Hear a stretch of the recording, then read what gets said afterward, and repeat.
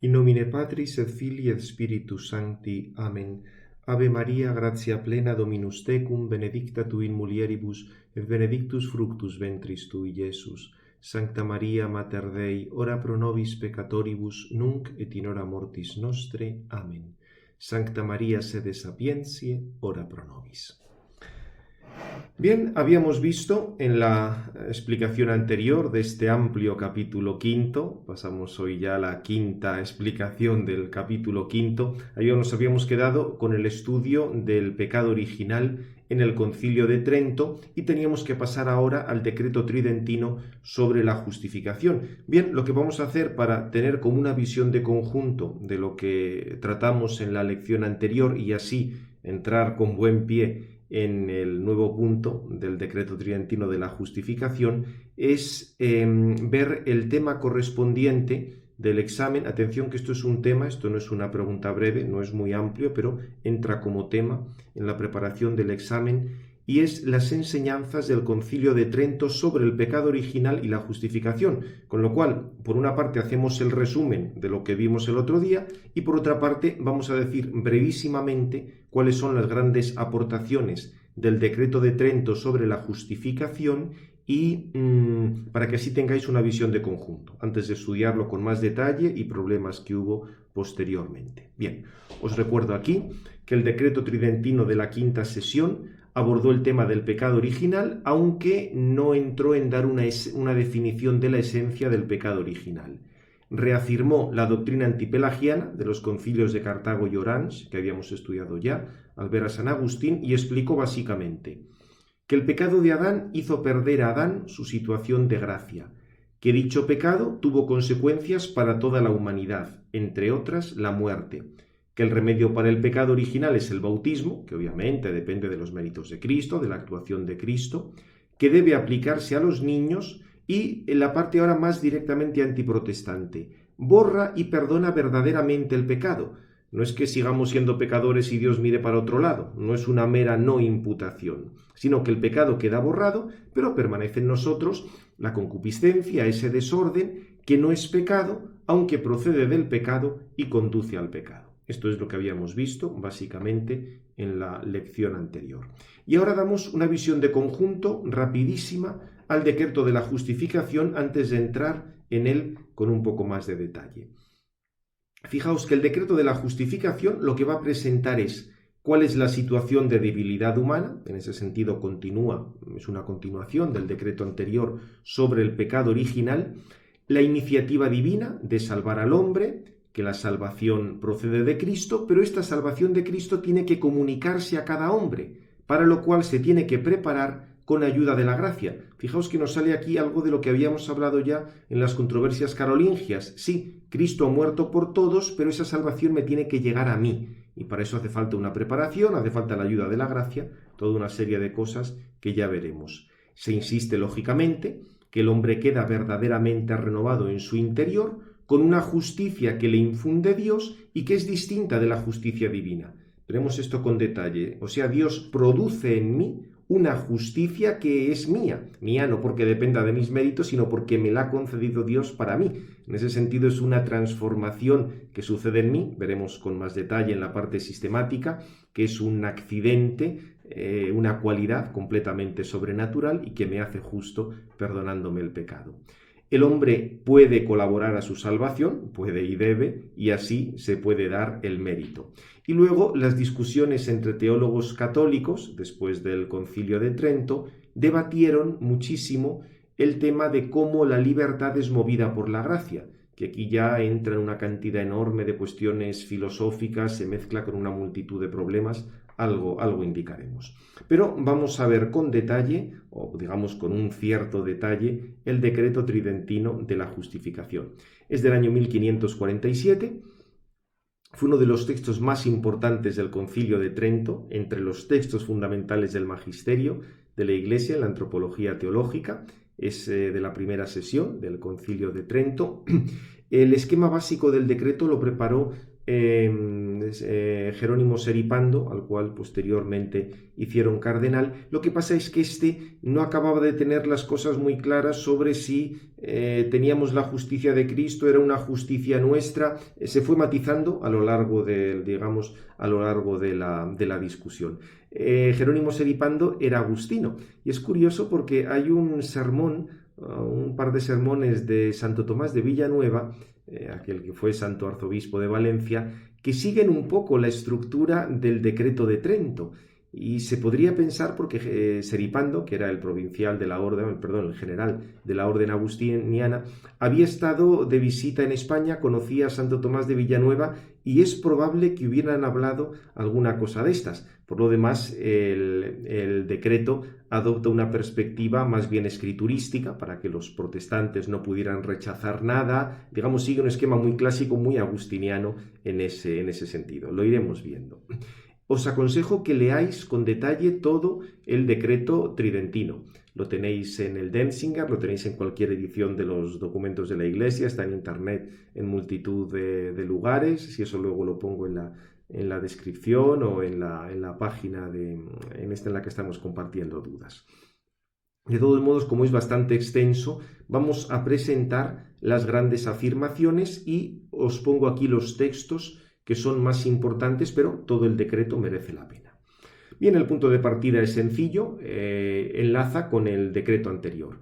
Es la situación provocada en la humanidad por el pecado original. Todos quedan como esclavos del pecado y de la muerte, y a esto ni la naturaleza ni la ley le pueden librar.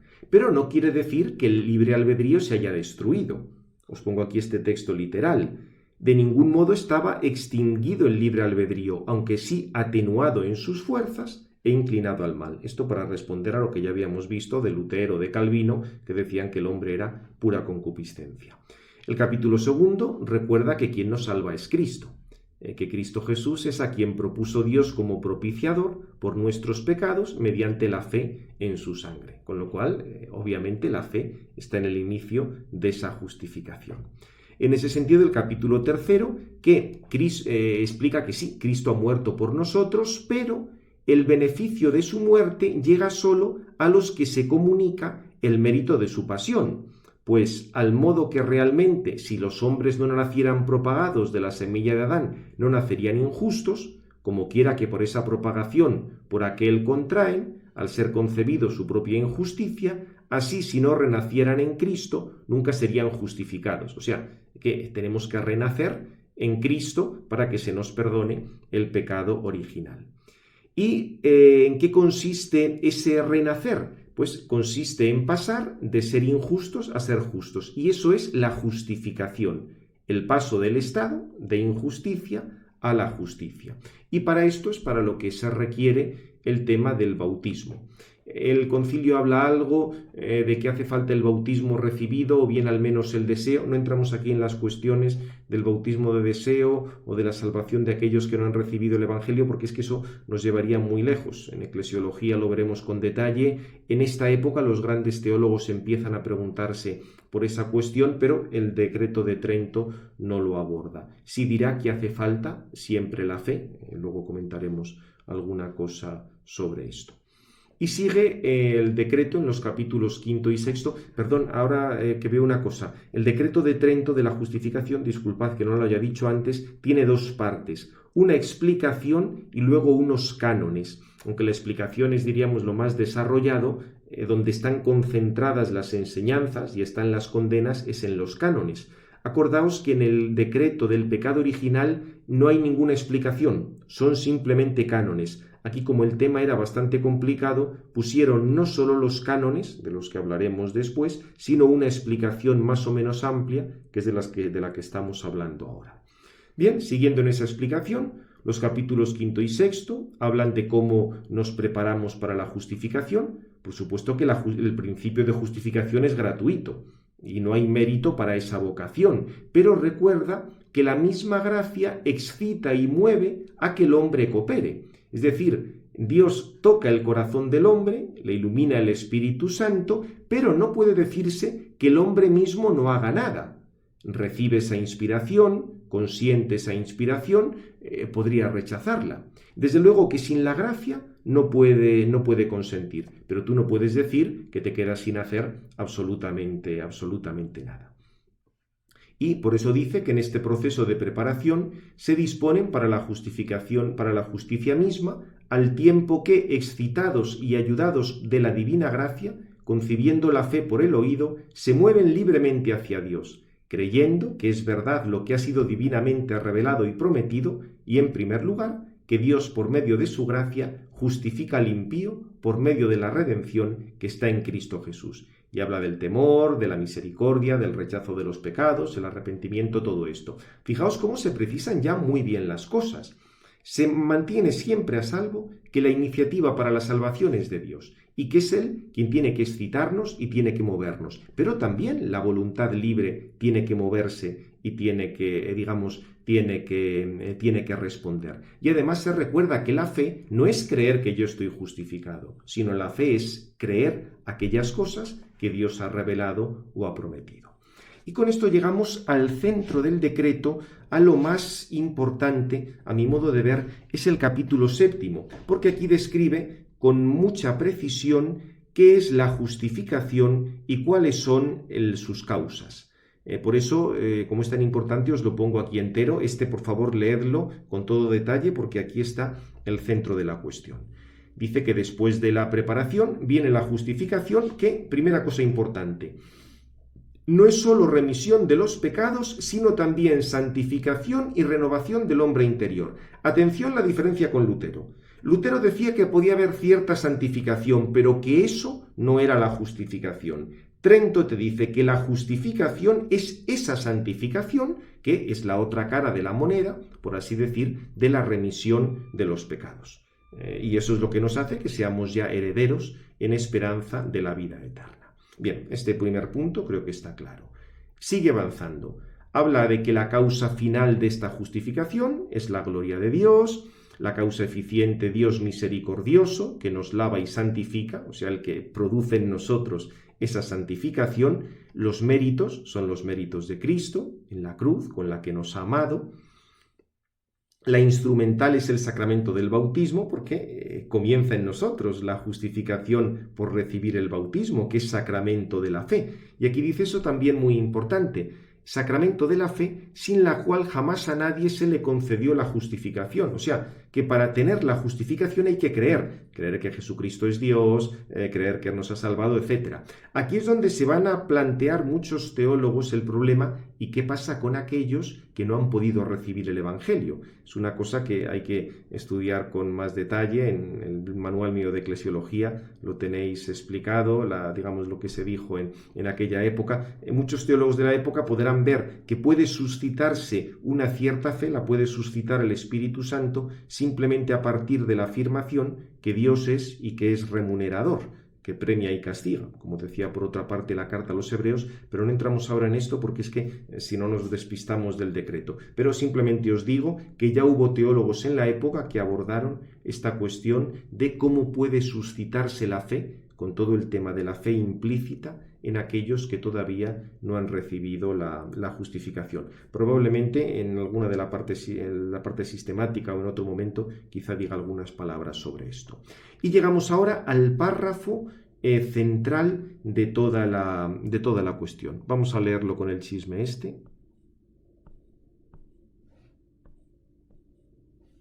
Finalmente, la única causa formal es la justicia de Dios, no aquella con que Él es justo, sino aquella con que nos hace a nosotros justos. Fijaos, habla la causa formal, o sea, aquello en lo que consiste formalmente la justificación, aquello en lo que, no qué es lo que la produce en nosotros, ni las consecuencias que tiene, ni que esto viene de Cristo, sino en sí misma qué es la justificación. Y dice que es la justicia de Dios, no aquella con la que Él es justo, o sea, la justicia que consiste en la esencia divina, sino aquella con que nos hace a nosotros justos. O sea, la participación de esa justicia. Aquí se ve perfectamente el esquema de participación y causalidad al que ya nos hemos referido alguna vez y que volveremos a tratar en la parte sistemática. Participamos de la justicia de Dios porque Dios produce en nosotros una justicia creada. Es muy interesante además porque este texto está tomado, la idea la justicia de Dios, no aquella con la que Él es justo, sino aquella con la que nos hace a nosotros justos, procede de San Agustín. O sea, esto no fue un invento medieval, sino que procedía de San Agustín. Y es muy notable, veis ahí el antiplatonismo de San Agustín, porque lógicamente un platónico diría que el gato es gato por la idea de la gatidad que existe en el mundo de las ideas. O en el planteamiento, diríamos, bautizado de esto, lo de Eckhart, yo soy santo porque está ahí la forma de la santidad que se identifica con Dios, con la que yo me identifico. No, San Agustín lo tenía muy claro. Una cosa es la justicia de Dios, con la que Él es justo, que se identifica con su esencia, y otra cosa es la justicia que me da a mí y que Santo Tomás entenderá como una cualidad completamente sobrenatural que me renueva por dentro.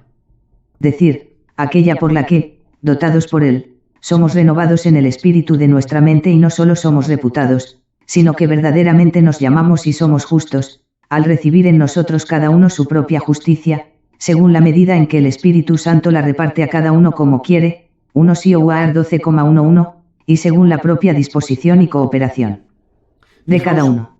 Fijaos aquí, vuelve a insistir que somos realmente transformados, no simplemente que Dios mire para otro lado, sino que nos transforma realmente. Cada uno recibe su propia justicia, por eso hay unos más santos que otros. Aquí depende pues cómo intervenga el Espíritu Santo, la propia disposición y cooperación. Aquí intervienen ya multitud de cosas que en última instancia dependen de la voluntad de Dios, pero es distinta esa justicia numéricamente de unos y otros. En unos será más fuerte, en otros será más débil. Evidentemente siempre es una participación de la santidad divina, de la justicia de Dios. Esencialmente, diríamos, si se pudiera hablar aquí de especies, son todas de la misma especie, pero en un caso está más arraigada que en otro. Como si pusiéramos el ejemplo, tenéis un metal magnetizable. Tú puedes magnetizar más un trozo de metal que otro. Puede haber una magnetización muy débil y en otro metal puede haber una magnetización muy fuerte, aunque si tú lo mides sea la misma cantidad, por ejemplo, de hierro o del metal que sea. Con esto sería algo parecido. Cada uno recibe su propia justicia, en el equivalente del imán, su propio grado de magnetismo, en unos casos más, en otros casos menos. Bien, recuerda que evidentemente esto es porque se nos comunican los méritos de la pasión de Cristo, se ha derramado en nosotros el Espíritu Santo, pero fijaos lo que dice aquí, lo va a recordar en el canon, queda en nosotros como inherente. Por eso ya Santo Tomás había dicho bastantes siglos antes que es una cualidad, algo que recibimos y que queda en nosotros. Y luego por eso dice que en la justificación se recibe el perdón de los pecados, la fe, la esperanza, la caridad, en fin, todas estas, digamos lo que sería toda la vida sobrenatural. Bien, podéis seguir leyendo el texto, pero creo que la idea fundamental es esta. Y además eso tuvo que precisarse mucho, porque ya os dije que Seripando, el que había hecho la redacción, esto no lo tenía claro del todo, porque decía que, sí, por una parte cada uno tenía su justicia, pero en realidad nos justificábamos con la justicia que tiene Dios. Digamos un poco como algo, diríamos, platonizante. Yo soy justo por la justicia que está en Dios, igual que para Platón las cosas son como meros reflejos de las ideas que están no sé dónde. El decreto, diríamos, en ese sentido es mucho más aristotélico, o mejor, mucho más tomista. Yo tengo una justicia que es mía, que es por participación, pero por participación y causalidad, y que en ese sentido es distinta de la justicia de Dios. Ya digo, eso hay que tenerlo claro, porque si no, parece que se acababa de dar la razón a Lutero, como si en el fondo yo sigo siendo pecador, pero en realidad Dios mira la justicia de Cristo, no me mira a mí. No, Dios produce en mí una justicia que es participación de la suya. Bien, los capítulos siguientes hablan algunas cosas sobre la fe y la justificación. Por ejemplo, se recuerda que la fe es el principio de la salvación, que la justificación es gratuita, El noveno dice que nadie se puede jactar de que sus pecados están perdonados como si estuviera absolutamente seguro de ellos y que fuera esa la fe que le justificara. Lo que ya habíamos dicho antes de Lutero. Para Lutero, la certeza de fe es que yo tengo fe de que tengo fe. O sea, como si fuera una cosa autorreferencial. No, la fe que nos justifica es creer pues, que Cristo es Dios, lo que está revelado. Todas estas cosas. Y evidentemente nunca podemos tener la certeza de fe de que estamos justificados. Yo tengo certeza de fe de que Cristo es Dios, de que Dios es uno y trino, etc. Yo no tengo certeza de fe de que he sido justificado. Yo ahí pues lo puedo suponer, he recibido el bautismo, me he confesado, bien, prudentemente puedo pensar que estoy en gracia y que estoy justificado, pero eso no es objeto de la fe en cuanto tal. Quiero decir, creo que esto lo entendemos con bastante facilidad. Luego, por otra parte, el capítulo 10, también importante, todo el tema del mérito. Y eso quiere decir que la justificación, una vez que se ha recibido, pues puede crecer.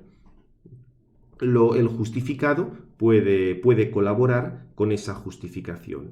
Y aquí también luego recuerda que para esta colaboración hay que observar los mandamientos, hay que cumplirlos, no es que los mandamientos sean imposibles. Y aquí el concilio cita a San Agustín. Dios no manda cosas imposibles, sino que al mandar avisa que hagas lo que puedas y pidas lo que no puedas, y ayuda para que puedas. Son palabras del De Natura et Gratia. Pero también aquí advierte, para no pensarse que todo el monte es orégano, y esto también para escrupulosos es buena advertencia, en esta vida mortal, aunque los santos y justos caigan muchas veces en pecados, por lo menos leves y cotidianos, que se llaman veniales, no por eso dejan de ser justos. Es decir, si tú tienes la justificación, se te han perdonado los pecados, eso no quiere decir que sigas a veces cometiendo pecados veniales.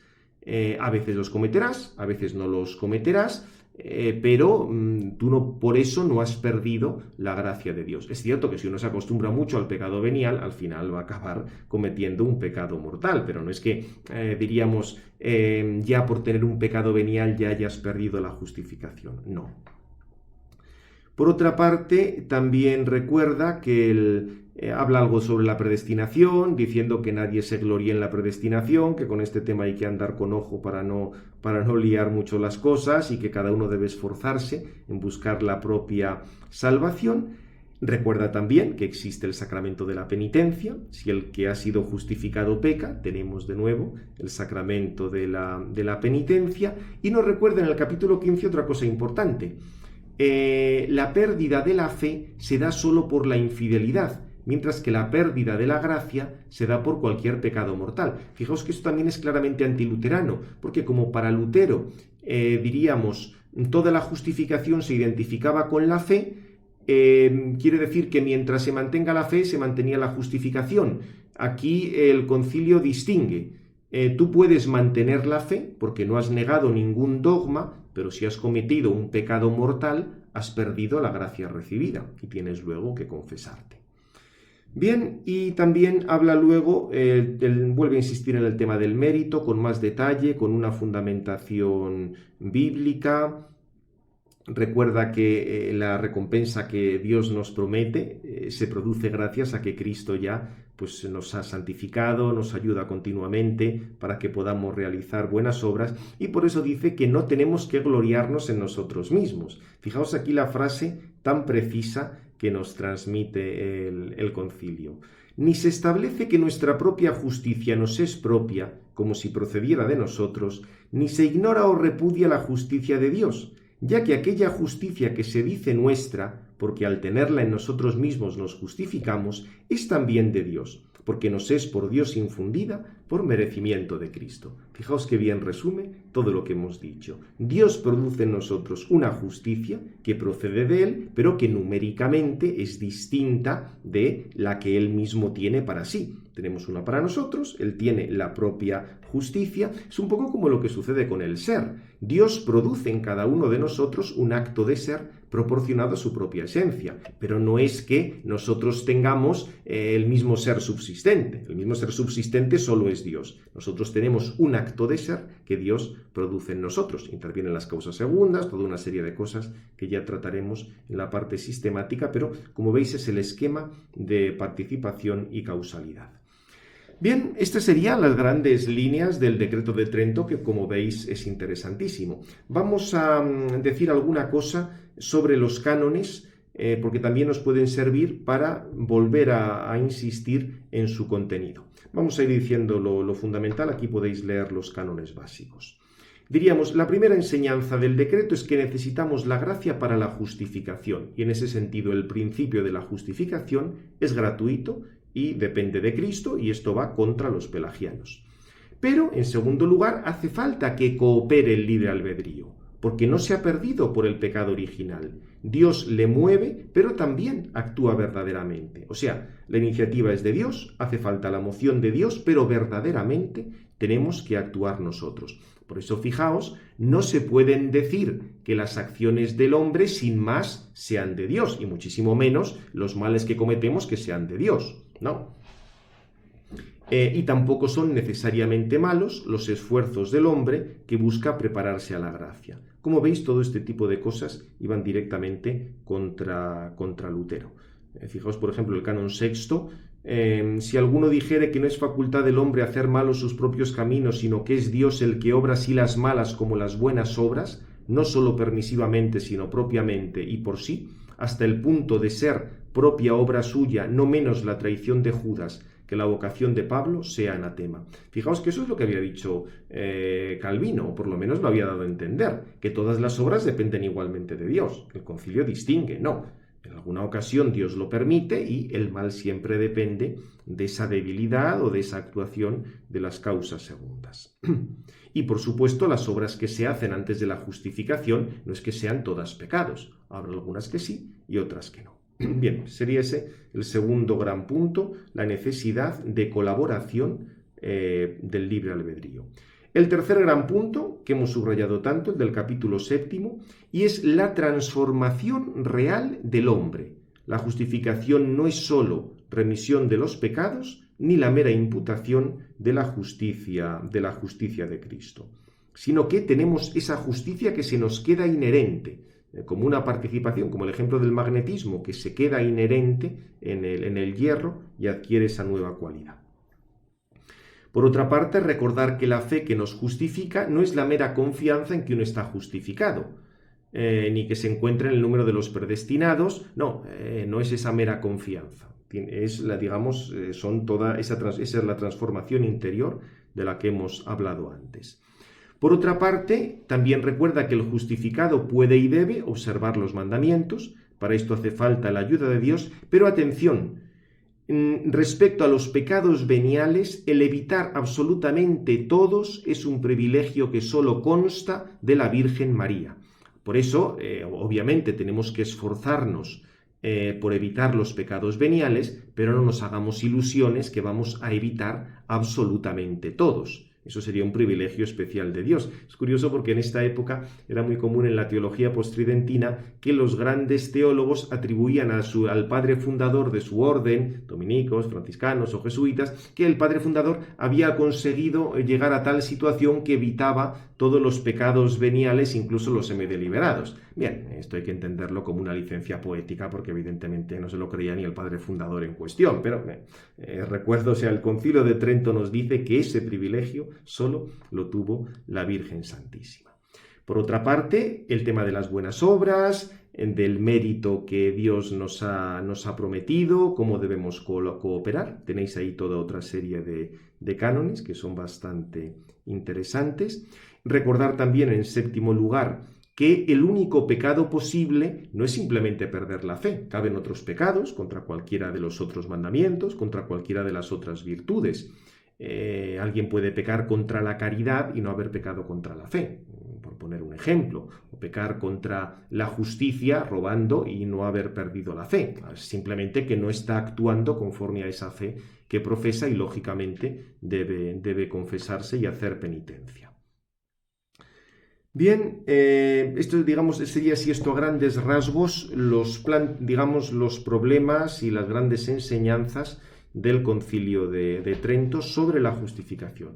Vuelvo a repetiros que es un decreto muy interesante, os sugiero que lo leáis entero, pero en cualquier caso todos estos cánones tenéis que leerlos con detalle. Si hay alguna duda, ya me lo ponéis en la página que tenemos para resolverlas, porque este es uno de los puntos más importantes. Es cierto que es sobre todo materia del Tratado de Gracia, por lo tanto en la parte sistemática solo aludiremos a él en un apéndice, pero para una formación correcta y para poder comprender, diríamos, la respuesta al pecado original, hace falta profundizar en estas cosas de la justificación. Y fijaos que ahí la idea básica es que la iniciativa es divina, debemos colaborar nosotros y se da esa transformación interior. No es simplemente que Dios haga la vista gorda o que mire para otro lado, sino que realmente nos transforma, aunque lógicamente sigue la concupiscencia, hay que esforzarse, hay que cuidar las virtudes, todo esto. ¿Entendéis por eso? Porque en toda la teología católica posterior a Trento se puede desarrollar muy bien toda la mística. La mística es precisamente el desarrollo de esta justicia, de esta gracia que Dios nos da, que requiere oración, requiere confianza, requiere ascesis, requiere muchas cosas. Por eso fijaos, por ejemplo, cuando Santa Teresa de Jesús, sus monjas le pedían que les hablara de oración, de técnicas de oración, ella les hablaba de virtudes. Lógicamente, la colaboración a la justificación incluye la oración, por supuesto, pero también requiere el esfuerzo de las virtudes, el pedir ayuda al Espíritu Santo para hacer el bien, todo este tipo de cosas. O sea que, como veis, es un decreto enormemente equilibrado y muy, muy interesante. Lo que pasa es que, y con esto pasamos al apartado siguiente, el decreto tridentino de la justificación abarcaba muchos temas, pero lógicamente no era un compendio para todos los problemas teológicos sobre la cuestión. Y de hecho, en el canon cuarto que os puse, decía que la voluntad es movida y excitada por la gracia de Dios y que coopera. Claro, aquí ya está el problema de cómo Dios puede mover a la voluntad sin que la voluntad pierda su libertad. Y en este sentido hubo grandísimas discusiones entre teólogos católicos. Todos aceptaban la necesidad de la gracia para la salvación, reconocían que la voluntad podía rechazar y resistir la gracia y recordaban que si la voluntad consentía, esto era por un don de la misma gracia. Y esto es lo que va a llevar luego a la distinción entre gracia suficiente, que es verdadera gracia, pero a la que la voluntad resiste, y gracia eficaz, cuando esa gracia divina llega a su término y el hombre la acepta. Lo que pasa es que la explicación de esto dio lugar a amplísimos debates. Es una cosa muy, muy compleja. Simplemente vamos a indicar los rasgos muy, muy por encima porque esto sería para un curso completo, pero para que os hagáis una idea. Aquí va a ser las grandes discusiones entre jesuitas y dominicos. Y fijaos que en cierto modo ya se anticiparon en Trento, porque cuando el canon cuarto ese de Trento decía que la voluntad es movida y excitada por la gracia, algunos teólogos jesuitas presentes en Trento, estaba iniciándose la Compañía de Jesús, apenas tenían todavía fuerza entonces, no les gustó nada esa expresión, porque parecía que si Dios movía y excitaba la voluntad ya no quedaba libertad, solo que los otros teólogos dijeron que eso estaba bien y había que dejarlo, y así pasó y lo aprobaron los obispos. Pero esto ya nos pone de relieve todos los líos que se van a organizar y todas las discusiones que se van a dar.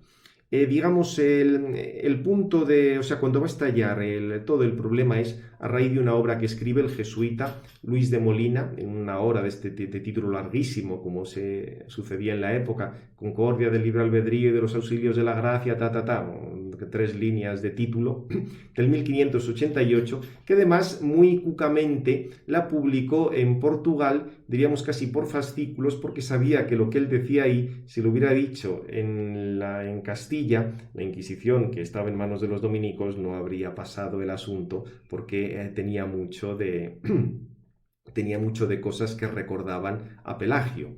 Resumiendo mucho, para Molina, el influjo de Dios y su gracia no actuaría sobre la voluntad, sino junto con la voluntad, como si Dios tuviera que poner un cacho y nosotros el otro cacho, como dos que están tirando de la nave, de un barco, uno tira con una cuerda y otro tira de otra. Claro, esto era muy fácil acabar llegando al semipelagianismo, y Molina matizaba que tal cosa sucedía porque ya Dios lo había previsto y querido. Pero la predestinación se basaba en que Dios había previsto esos méritos, es decir, primero Dios prevé los méritos y luego predestina, no que predestine por los méritos, sino que predestinaría después. Una cosa diríamos un poco liosa, pero ya el planteamiento, como veis, sobre la voluntad era bastante confuso desde el primer momento. Ya digo que lo publicó en Portugal, porque pensad que en Portugal estaban mucho, digamos, los jesuitas tenían mucha más mano. Acordaos todo el tema de San Francisco Javier, que contó con la ayuda de la corona portuguesa. En Portugal entraron bastante, se dio aquella situación tan chusca, alguna vez os lo comenté, que como el cardenal Infante, que era el último de la dinastía portuguesa, se dirigía espiritualmente con un jesuita, pues cuando él muriera, como ya no había descendencia, Felipe II,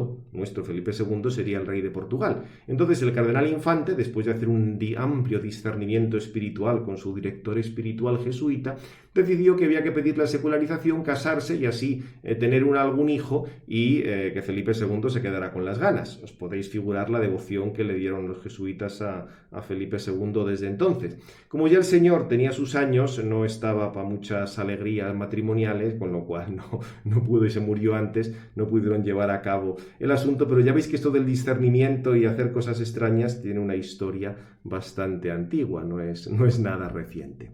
Pero bien, dejando bromas aparte y todas esas intrigas jesuíticas, la cuestión está en que el gran problema de fondo es cómo entender la eficacia de la gracia, cómo entender la intervención de la gracia.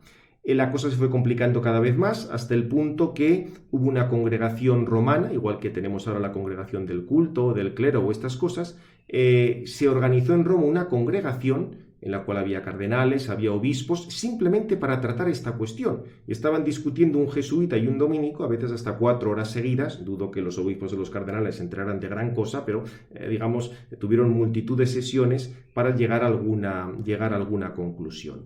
Al final, parece que Clemente VIII estuvo a punto de condenar los planteamientos de Molina, pero luego murió. Eligieron a Paulo V, que era de la familia de los Borghese, muy favorable a los jesuitas, y al final lo que dijo es que bien, como tanto una parte como otra decían que había que intervenía la gracia, que intervenía la voluntad, pero que el desacuerdo era el modo de explicarlo, pues que ambas opiniones podían ser defendidas.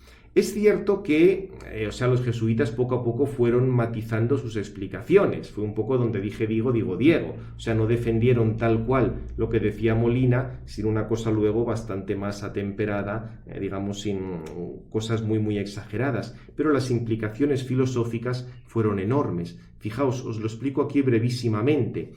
Si tú dices que Dios no interviene sobre tu voluntad, sino simplemente junto con tu voluntad, estás diciendo ya que la relación causa primera, causa segunda, no se da universalmente, porque hay un caso, la voluntad como causa segunda, que no dependería de la causa primera en su actuación, con lo cual todo el esquema de la participación, de la filosofía del ser, de las causas en Santo Tomás, se va a tomar viento. Estamos en otra cosa completamente distinta, y esto obligó a los jesuitas a organizar una filosofía completamente distinta, que es lo que va a tener que hacer Francisco Suárez. Todas las disputaciones metafísicas de Francisco Suárez son la nueva filosofía que hace falta para desarrollar todo este tipo de cosas. Lo que pasa es que en este momento no nos vamos a detener más. Simplemente vamos a ver un poco la carta que envió Paulo V al embajador de España, porque el embajador de España en aquella época, fijaos, es 1611, es rey Felipe III. Felipe III, que dependía mucho de su valido, el duque de Lerma, era muy favorable a los dominicos. El duque de Lerma era un sinvergüenza de marca mayor, porque fue el que cambió la capital de Madrid a Valladolid, de Valladolid a Madrid, para dar unos pelotazos inmobiliarios. En cada uno de estos cambios fue la corrupción en persona, y luego para que no le procesaran consiguió del Papa que le hicieran cardenal. Fue una cosa, decían aquello de que el mayor ladrón de España se vistió de colorado para no morir ahorcado. Ese era el duque de Lerma. Lo que pasa es que era favorable a los dominicos, y en esa época época, en el 1611, tanto Felipe III como su valido eran bastante favorables a los dominicos y el Papa, sin embargo, quiso mantener las cosas, diríamos, en tablas. Y fijaos el decreto, la carta esta que mandó Paulo V. Lica, Dios nos hace obrar con la eficacia de su gracia, que hace querer a los hombres que no lo quieren y que dirige y cambia las voluntades de los hombres, y es eso de lo que se trata. Sin embargo, el desacuerdo está en cuanto al modo de explicarlo, porque los dominicos dicen que predetermina nuestra voluntad físicamente, es decir, de manera real y eficaz, y los jesuitas sostienen que lo hace de manera congrua, en ea gracia dada en el momento adecuado, y moralmente, ambas opiniones pueden ser defendidas. Bien, como veis, el Papa establece claramente que Dios es el que interviene para que se cambien nuestras voluntades, para que lleguemos a hacer lo que Dios quiere, y había un desacuerdo sobre el modo de explicar. Lo que pasa es que, diríamos, ese modo de explicar al final tiene unas consecuencias tremendas que en la parte sistemática espero que las podamos ver con un poquitín más de detalle. Aquí simplemente que captéis dónde estaba el problema. Los jesuitas, por toda una serie de planteamientos, y aquí probablemente incluso por su misma espiritualidad, las ganas de salvar la libertad frente a los planteamientos protestantes, venían a decir que Dios no podía intervenir directamente sobre la voluntad, sino junto con la voluntad. Pero entonces ya el esquema de causa primera y causa segunda se va a tomar viento, y con eso pues todo el planteamiento de la participación del ser, con las consecuencias tremendas del racionalismo, de Descartes. Acordaos que Descartes fue alumno de los jesuitas, estudió en La Flèche y allí solo se podían leer obras de jesuitas, no de dominicos. Quiero decir, esto es otro campo amplísimo, pero que no entramos. Y ya por último, para cerrar, como pequeño apéndice, hubo una declaración conjunta de estas infinitas declaraciones ecuménicas que se han hecho. Fijaos que se podría hacer, en cierto modo, parafraseando a la novela aquella, La Vuelta al Mundo en 40 declaraciones ecuménicas. Es decir, si vas todos los viajes que se han hecho para hacer declaraciones ecuménicas de católicos, protestantes, diversos grupos cristianos, no haces otra cosa, y hay a quien esto, diríamos, le va mucho. Hubo una de estas declaraciones ecuménicas en las que se ha querido profundizar en todas estas cosas, y el peligro, o sea, porque evidentemente es una cosa muy buena buscar cuáles son los puntos comunes, cuáles son los puntos de acuerdo, pero también hay que indicar cuáles son los puntos de desacuerdo, porque si no el ecumenismo se convierte en una cosa política. Esto lo recordó varias veces Ratzinger. Había que recordar, sí, dónde está el acuerdo, pero también ser sinceros con las cosas que están en desacuerdo, y esto, por desgracia, no siempre se ha hecho. El caso es que hubo una declaración conjunta sobre la justificación, pero más que una declaración, al final vienen a ser 4 o 5 documentos que se van matizando unos a otros. Y al final decían que se podía dar una enseñanza de la justificación a la cual ni afectaban las condenas de Trento ni las condenas de los escritos confesionales luteranos. Bien, como os comento aquí, se había alcanzado un nivel de acuerdo que por otra parte no era tan sorprendente. Fijaos que ya habíamos dicho antes que a veces los partidarios de la solución tomista eran acusados de favorecer a los reformados, y por otra parte los documentos confesionales no eran tan radicales como las obras de Lutero. Diríamos que, simplificando mucho las cosas respecto al acuerdo se podría decir que en la declaración conjunta hay amplio acuerdo en que la justificación es gratuita. Y fijaos que eso Trento lo ha repetido por activa y por pasiva. Depende siempre de Cristo. Los reformadores aceptaron incluso, y ese fue un paso no pequeño que dieron en este documento, que se podía resistir a la gracia y que es precisa una cierta colaboración. Pero, diríamos, aquí ya la cosa empieza a ser un poco más ambigua. Hablan de una renovación real en el hombre, pero ahí la cosa ya no empieza a ser tan precisa. Y desde luego, cuando hablan del tema del mérito y del crecimiento en la justificación, los términos de este acuerdo son todavía muchísimo más ambiguos. Y de hecho, pensad que no pocos teólogos protestantes no aceptaron esta declaración conjunta, dijeron que era una traición a los grandes principios de la Reforma, y en todo caso el acuerdo no dejaba de ser parcial, porque fijaos, ahí el punto de partida es qué importancia tiene la justificación, porque para los católicos digamos, la justificación sí, forma parte de la fe, pero no es el principal dogma de la fe, mientras que para muchos reformados y para el mismo Lutero era el artículo, como él decía, stantis et cadentis ecclesiae, el artículo que hace que la iglesia caiga, se entiende, su idea de iglesia, o que se mantenga en pie. Por eso, evidentemente, no se puede dar una participación común en la Eucaristía. Desde el punto de vista de los protestantes, si está la justificación, está todo. Desde el punto de vista de los católicos, no. La justificación es importante y todavía hay que precisar más, pero no está ni muchísimo menos todo. Por otra parte, como os comento aquí, y ya con esto terminamos, a pesar de que había una serie de puntos importantes, fijaos que en el planteamiento protestante subyace una metafísica acerca de las relaciones entre la criatura y Dios. Esto ya se dio cuenta Cayetano, el gran teólogo dominico de la época que tuvo un coloquio con Lutero, se dio cuenta que Lutero en el fondo no tenía para nada clara la relación causa primera, causa segunda, y eso le estaba marcando todo. Como ya vimos al estudiar a Lutero, lo que dependía de los nominalistas, lo que dependía de Eckhart, el esquema causa primera, causa segunda, en él no existía. Y claro, mientras no pongas negro sobre blanco cuáles son tus principios filosóficos, un tipo de acuerdo ecuménico al final va a quedar siempre muy como una fórmula diplomática. Mientras no se precisen bien el alcance de cada afirmación, puede haber buena voluntad, puede haber muy buenos propósitos por todas partes, pero diríamos el acuerdo siempre va a ser muy parcial.